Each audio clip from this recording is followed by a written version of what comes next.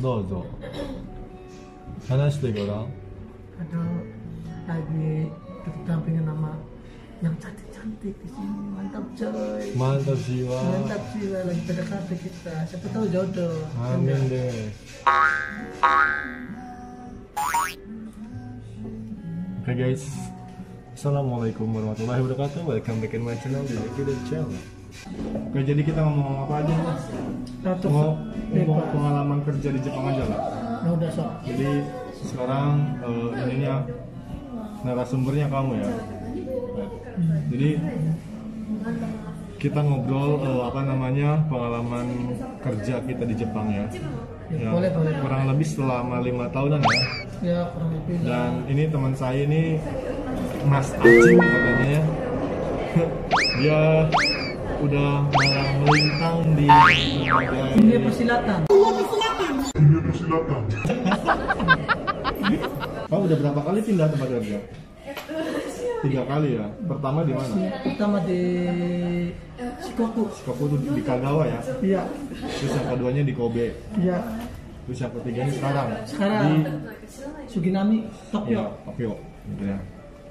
Nah, jadi ya buat teman-teman yang misalnya ingin kerja di Jepang gitu kan, terutama sebagai perawat gitu ya, kita akan berbicara mengenai pengalaman kerja kurang lebih selama 5 tahun gitu. Jadi kebetulan di sini ada teman saya yang sudah malam melintang di berbagai rumah sakit ya di Jepang, entah itu di rumah sakit jiwa, di rumah sakit umum, sama di shisetsu atau di panti gitu ya.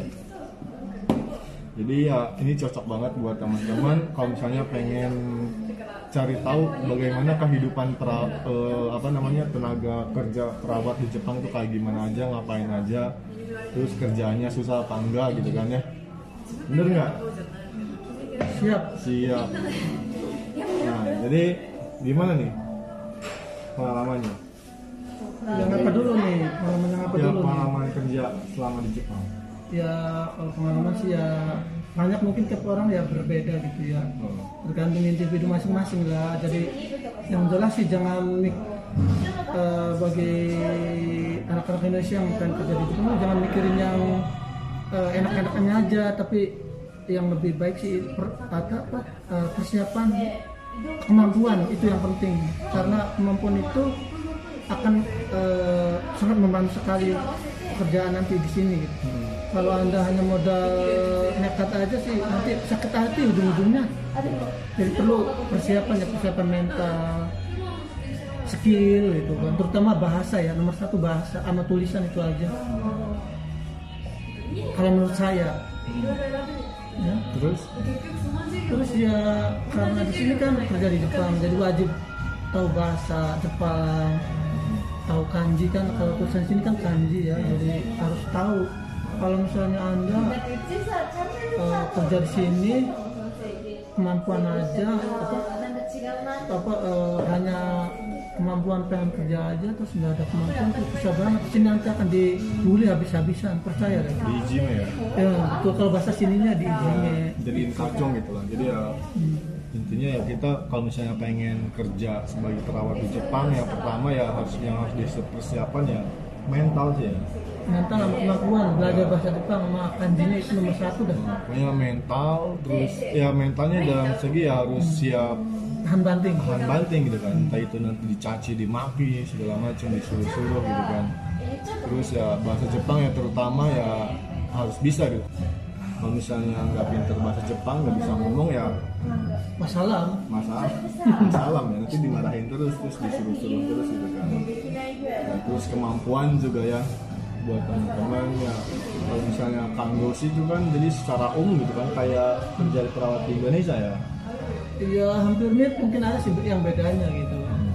Tapi rata-rata sih ya biasanya sih di kamar perawat umum gitu, rata-rata sih yang butuhnya tuh yang banyak. Namanya kalau sini pengjiwasyo ya.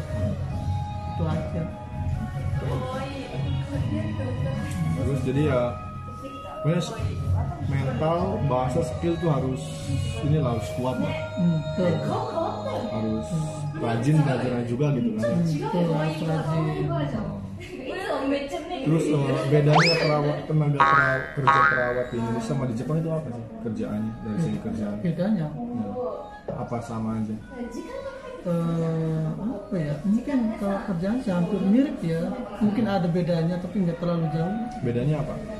Bedanya kalau di Jepang itu semuanya itu sesuai dengan instruksi. Kayak misalnya di Indonesia kan ada tuh kerjaan yang kadang-kadang bukan wewenangnya tapi dilakuin juga. Kalau di sini mah nanti di habis gitu, di benar-benar nggak boleh gitu. Kalau benar nggak boleh ya nggak boleh.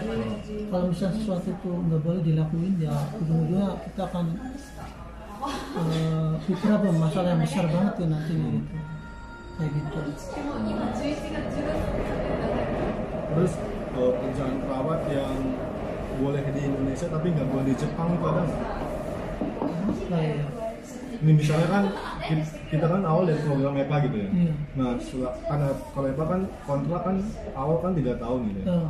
Nah kalau misalnya sebagai perawat itu 3 tahun awal itu yang nggak boleh dilakuin itu apa aja sebagai tenaga kerja keperawatan di Jepang? Ya, Tenaga kerja perawat di Jepang. kalau kerjaan berat gini, kalau misalnya dia belum lulus ujian tuh ya dia kerjanya sebagai pembantu perawat gitu, sebagai apa ya, kalau bahasa sininya Kangojosu namanya, ya pembantu perawat lah. Asisten gitu ya, asisten perawat ya. Hampir mirip asisten sih, tapi lebih ke Di bawah lagi. lebih bawah lagi tuh, semua dilakuin gitu. Kerjaan yang paling dasar istilahnya kayak anak SMA baru lulus terus dia kerja gitu, ya kerja apa aja harus mau gitu. Kayak begitu. Jadi itu khususnya di tempat saya dulu kerja, nggak tahu kalau mungkin tiap tempat mungkin sedikit beda ya. Itu aja sih. Nah ini selama 3 tahun tuh kalau misalnya belum lulus ujian kita boleh nyuntik nggak? Setahu aku sih belum boleh. Belum boleh gitu. Ya kalau tempat aku ya sekali lagi saya bilang mungkin tiap tempat beda aturannya. Tapi setahu aku kalau misalnya Berarti dia minfus nggak boleh gitu ya? Pas apa teter nggak boleh? nggak boleh, kan belum ada lisensi perawatannya. Itu kan Masih penting. kayaknya. Kita kan udah punya lisensi perawat di Indonesia itu nggak bisa. Nggak berlaku. Nggak berlaku. Ini beda negara coy. Beda harus lisensi sini. Gitu. Terus queuing juga nggak boleh ya? Nggak boleh. Apa namanya kalau bahasa Indonesia apa sih kalau queuing itu? Suction. Suction. Kalau di sini mah queuing aja itu ada lisensinya. Tapi gue juga bisa queuing tau. Tahu, tapi kan Walaupun nggak harus ngikutin pelatihan dulu. Tapi ya sebelum queuing ya harus ada tesnya dulu sama kamu perawat ya, sama perawat. Iya, biasanya sih itu kan. Dijelasin dulu baru. Iya, kalau seperti itu. Nah, lu kan udah pernah kerja di di rumah sakit jiwa yang di Jepang. Nah itu ada hal nggak sih? Ada hal yang unik nggak sih? Ya pasti dong. Yang pertama ya waktu kerja di Indonesia juga kan belum pernah tuh kerja di rumah sakit jiwa gitu ya. Iya aneh Ini rumah sakit jiwa gitu. pertama kali kerja di rumah sakit jiwa tapi di luar negeri gitu di Jepang ya. Mungkin hampir sama sih, cuma hanya kotobonya aja, hanya bahasanya aja yang berbeda gitu. Tapi selebihnya sih hampir sama ya kerjanya gitu. Itu emang orang-orang jiwa, sakit jiwa semua. Sakit jiwa, cuma beda bahasa aja dia ngomong apa saya juga karena bahasa saya ngawur. Ya ngomong apa saya juga nggak ngerti gitu loh. Cuma yang jelas sama aja kayak penyakit sakit jiwa pada umumnya yang ada di Indonesia, jadi ya sama gitu kondisinya gitu seperti itu. Nah kan dulu juga pernah praktek di rumah sakit jiwa tuh ya pas kuliah tuh ya. Iya. Ada nggak sih yang masalah pukul-pukul segala macam, teman-temannya dipukul juga Banyak, segala macam? Banyak ada. Saya aja pernah berapa kali dipukul. Iya. Iya. Kan ceritanya gini. Waktu itu kan bantu, waktu itu saya belum lulus ujian juga ya, waktu itu belum lulus cuci kanan. Saya membantu dia pas saya setsu, waktu itu membantu dia ganti popok. Saya kan ya nggak tahu kan namanya pasien jiwa kan kadang-kadang kondisinya itu berubah kan, kita nggak tahu. Pas lagi asiknya saya bantu, padahal saya bantu loh, tiba-tiba muka saya dipukul. Wah, sakit banget, mau membalas juga yang nggak boleh kan. Cuma ya mau gimana lagi gitu, namanya penyakit jiwa gimana itu nggak enaknya. Kalau dia banyak sakit jiwanya udah habisin aja acem. Itu nggak boleh. Terus namanya di rumah sakit jiwa ya orangnya aneh-aneh gitu, dengan kondisi macam-macam, ada yang kalau kondisinya sangat berat ya biasanya dikapuri, di isolasi, isolasi. Soalnya dia kan lagi gawat gitu kondisinya, jadi diasingkan lah. Betul, kalau nggak diasingkan ya berbahaya bagi pasien yang lain, berbahaya bagi tenaga medisnya juga gitu. Terus ya berbahaya bagi lingkungan, itu bisa merusak kan, merusak tempat dan lain sebagainya gitu. Soalnya berbahaya gitu. Nah terus itu yang paling banyak itu pasiennya tua, muda, anak-anak, karena kebetulan cowok, cewek. Kalau di Jepang itu ya apa ya namanya, penduduknya kan udah Korea udah menua semua gitu, jarang gitu yang muda sih ada, cuma sedikit banget gitu. Hampir berapa persennya aja gitu, sangat sedikit. Kebanyakan itu orang tua. Oh, kebanyakan yang tua-tua ya. Dan pastinya di antara yang laki-laki dan yang perempuan itu ya dipisah, nggak boleh nggak bareng ya. Nggak bareng. Iyalah sama. Nanti bisa quick dong. Ya, quick orang gila nanti. Tapi betulan ya Kak, bukannya ini saya ngarang ya, nggak ngarang ya, bener. Jadi namanya orang jiwa ya, saya pas lagi waktu itu bersihin kamar, ini di kamar laki-laki, tiba-tiba dia lagi tau kan, lagi coli dia. Loh, beneran ini itu iya geli sendiri gitu kan. Itu ya sering itu terjadi begitu, itu padahal itu kakek-kakek loh. Jadi ya jangan-jangan kakek legend. Hah? Mungkin ya. Jadi gitu. Dan ada juga gitu kan yang yang Korea yang udah kakak itu yang gay gitu kan. Ada juga, jadi kadang-kadang yang suka sama jenis ini kakek-kakek ini dipisah juga, karena kalau di satunya bisa wipik juga gitu. Saya pernah juga di rumah sakit ngeliat gitu. Itu serius, ada yang sering coli gitu? Iya. Enggak sekali doang. Iya sering. Sering. Mungkin dia dulunya ini ya, hentai kali ya? Oh ya mungkin. Dan tadi yang dibilang kalau yang perempuan dipisah yang perempuan, yang laki-laki juga yang laki-laki. Terus yang laki-laki jadi ya kalau ada yang aneh-aneh ya dipisah juga gitu. Kayak begitu. Jadi ya hampir sama sih kayak di Indonesia juga. Nggak ada perbedaan sama sekali. Tuh. Terus namanya, itu di rumah sakit jiwa gitu ngapain aja? Iya, waktu dulu kan gua jadi ini asisten pengurus, asisten perawat yang ngepel lantai, bersihin jendela, terus musuh kokang juga nggak? Musuh kokang juga, semua malah lebih semua dikerjain gitu. Berarti selama 3 tahun kalau misalnya belum lulus ujian tuh kayak Kaigo ya? Iya sama, malah lebih berat lagi soalnya harus membersih ini ngepel lantai gitu kan, nyapu, ngepel. Kalau Kaigo kan ngepel lantai nggak ada kan. Gue kerjain tuh waktu gue lebih parah gue. Tapi mungkin tiap tempat beda, makanya aku bilang tiap tempat itu jangan samain gitu. Terus setelah dari rumah sakit jiwa kan ke rumah sakit ya? Iya, umum ya? Umum. Yang di Kobe ya? Nah itu gimana? Ya kebetulan kalau di Kobe itu di tempatnya di ini ya, bangsal umum gitu. Jadi ya sama aja kayak di Indonesia gitu, bangsal umum. Nah, gitu aja. Cuma kan kalau yang di sini kan di Jepang rata-rata ya pasien itu dari dia masuk sampai meninggal lah, kayaknya tuh keluarganya tuh udah nitipin sampai meninggal gitu. Jadi bener-bener dia masuk dengan kondisi yang parah banget, karena kan emang kondisinya kan udah tua, jadi jarang yang pulang dengan selamat.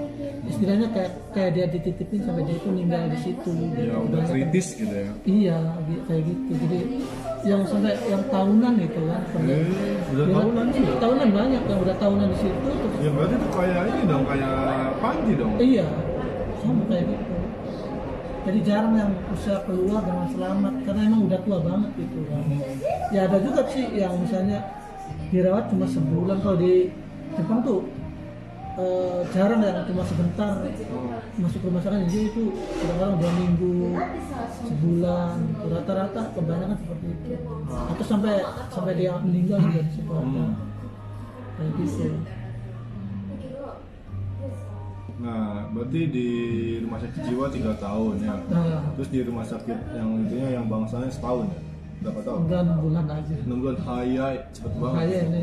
Kenapa pindah? waktu itu kan karena tinggalnya di pegunungan ya, di kampung, saya orang tipenya yang nggak suka dengan sistem pedesaan gitu. Soalnya saya orang luar negeri gitu, saya nggak punya mobil. Kalau di kampung itu ya, saya awalnya sebelum ke Jepang itu antara kota sama desa itu saya pikir sama gitu kan, ternyata beda banget gitu. Kalau di desa itu ya sangat-sangat nggak praktis gitu bagi orang luar negeri sih. Kalau bagi saya pribadi lebih suka di kota. Soalnya ribet gitu ya, nggak praktis ya, nggak bener. Kayak misalnya kendaraan aja susah gitu, nyari harus nunggu berapa jam sekali gitu. Nyari makanan susah, tempat hiburan susah, semuanya serba susah. Ini hiburan apa? Ya macam-macam kan bro. Mau yang terserah, kita serahkan masing-masing. Dasar mucikari kampusnya. Yang negro lagi? Enggak lah. Enggak lah. Kita yang nyari yang seperti belakang aja tuh. Iya. Kan keren kan. Itu yang di belakang enak. Iya. Jadi di Kagawa udah, di Kobe udah gitu kan. Nah tadi yang masalah di pedesaan sama di kota gitu kan.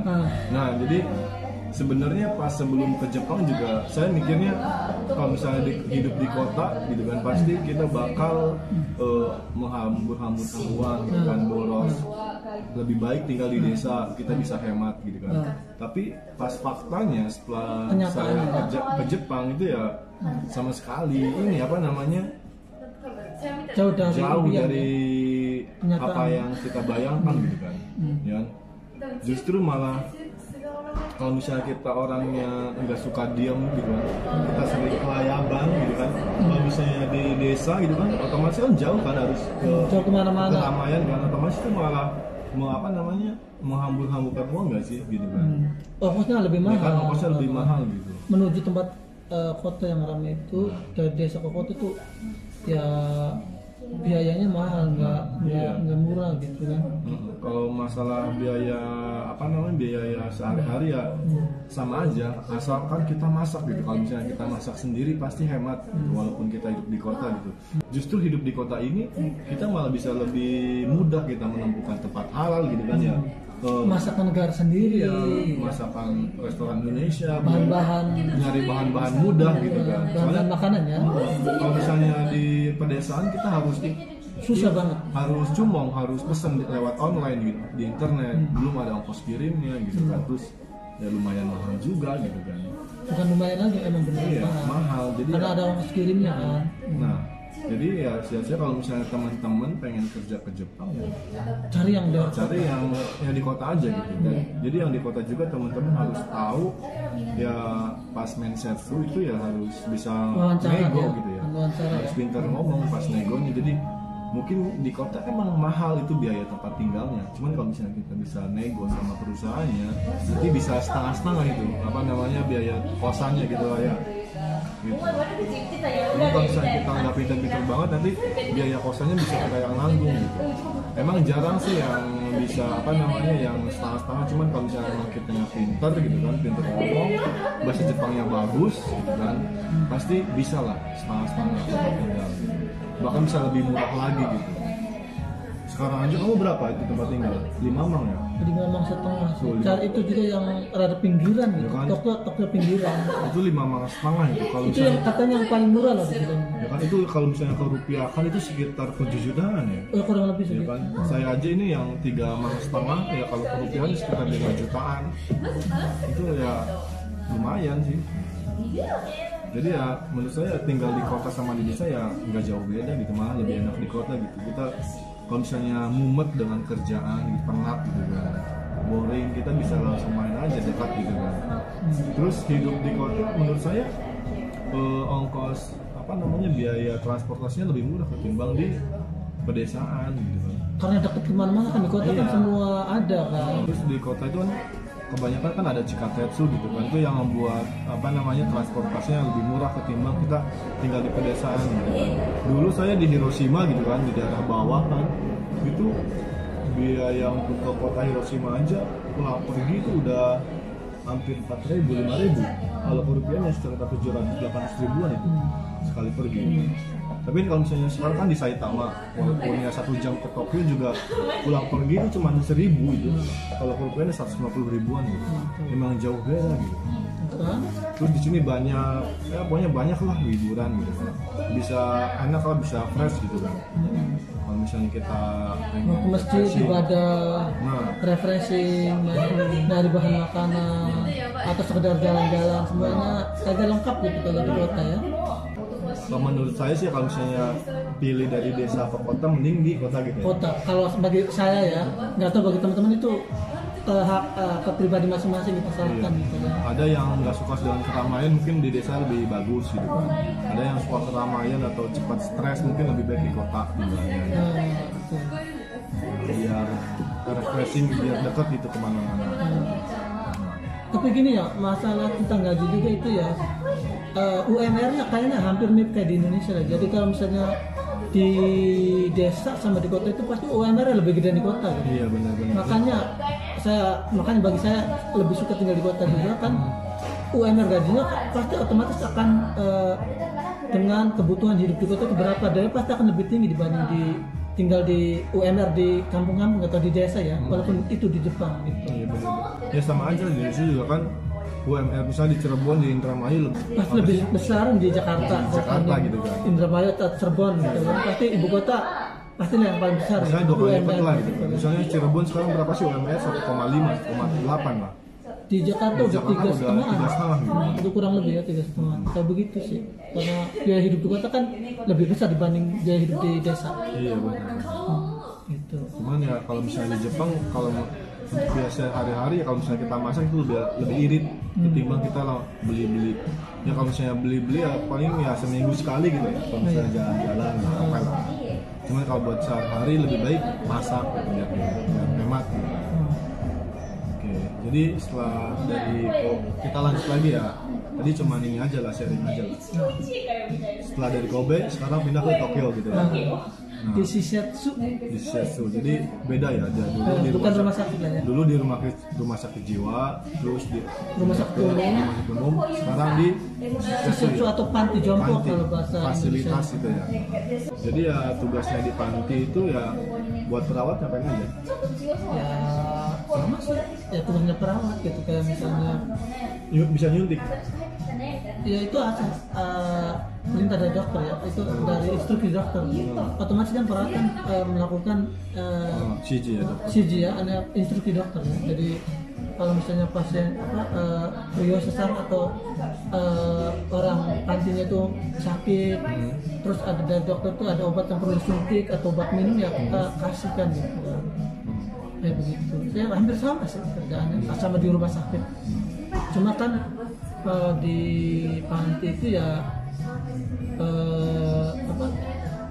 dokternya itu jarang, bertemu dia seminggu sekali datang ke panti itu aja, itu pun di rolling siapa aja, jadi jumbang di rolling gitu.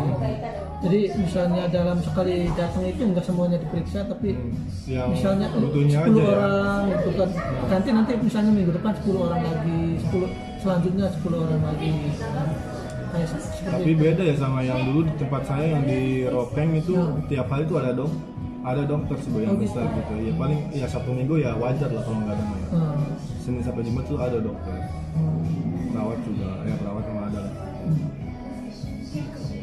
Sekarang jadi ya tugasnya perawat lansia sama perawat yang di rumah sakit sih beda sih. Ya, dia beda gitu kan, maksudnya dari kesibukan juga kayaknya masih agak santai di ini ya, di pantai ya. Kalau dibilang santai sih mungkin enggak juga ya, soalnya ada detail-detail kerjaan yang harus dikerjain juga, kerjaan yang lain mungkin kelihatannya enggak kerja gitu, kelihatannya karena kerjanya kan di komputer juga ada yang harus dimasukin gitu kan, terus ada file-file yang harus kita persiapkan juga gitu kan, misalnya untuk hari berikutnya dan lain sebagainya. Sebenarnya hampir sama kesibukannya. Cuma karena di panti itu perawatnya sangat sedikit sekali gitu kan. Jadi otomatis semua kalau misalnya ada apa-apa, misalnya ada pasien jatuh, ada pasien keselak gitu kan, otomatis kita semua gitu yang ngelakuin gitu. Iya. Seperti itu. Jadi kalau bagi saya pribadi sih ya ada plus minus, misalnya di rumah sakit banyak sekali ini shochi, tindakan medisnya itu banyak banget. Kalau yang di Shisetsu itu emang sedikit, tapi semua tanggung jawabnya banyak banget gitu. Dan hal-hal yang harus dikerjain juga banyak gitu. Jadi saya pikir itu ya ada plus minusnya itu aja. Ya namanya juga kerjaan pasti ada plus minusnya gitu. Yang penting kita harus bisa tanggung jawab ya sama kerjaan kita. Iya pastinya itu. Ya, jadi itulah apa namanya Ngobrol-ngobrol kita. yang ngobrol-ngobrol tentang ya gimana sih kerjaan perawat di Jepang gitu kan. Mau lebihnya seperti itu, jadi semoga ini bisa ada gambaran buat teman-teman yang ingin kerja ke Jepang sebagai perawat gitu ya, terutama untuk Kanggoshi, perawat di rumah sakit gitu kan. Ya gitu sih, ya, semoga bisa membantu. Jadi ya intinya kalau misalnya teman-teman pengen kerja ke Jepang, teman-teman harus kuat mental, bahasanya juga harus bagus, skill juga harus diutamakan. Soalnya apa? Soalnya itu enggak bawa nama teman-teman aja, itu bawa nama negara juga. Jadi kalau misalnya teman-teman jelek, ya otomatis teman-teman udah ke bawah jelek. Tapi enggak teman-teman aja, Indonesia juga ke bawah jelek gitu. Ya. Otomatis kan, Iya. kita kan asalnya dari mana, Iya. orang sini kan nggak tahu dia itu asal dari mana. Yang jelas kalau misalnya pada Indonesia pasti oh itu orang Indonesia gitu. Kok gitu. Jadi ya jaga, Kadang-kadang suka gitu juga ada yang begitu. ya jaga attitude-nya aja Kayak gitu. sebagai orang Indonesia. Jadi orang Indonesia di Jepang ini dicapnya baik loh. Ya, sebagian besar baik, Iya, baik, rajin, ramah. ramah. Jadi ya jangan sampai mencoreng hal-hal yang sudah dicap baik di sini. Jadi tetap semangat aja buat belajar bahasa Jepangnya. Oke guys, jadi itulah bincang-bincang pada kali ini. Semoga ini bisa bermanfaat buat teman-teman semuanya. Saya Devi dan teman saya Acim. Oke, thank you for watching this video. Bye bye. See you. Wassalamualaikum warahmatullahi wabarakatuh. Jazakumullah khairan.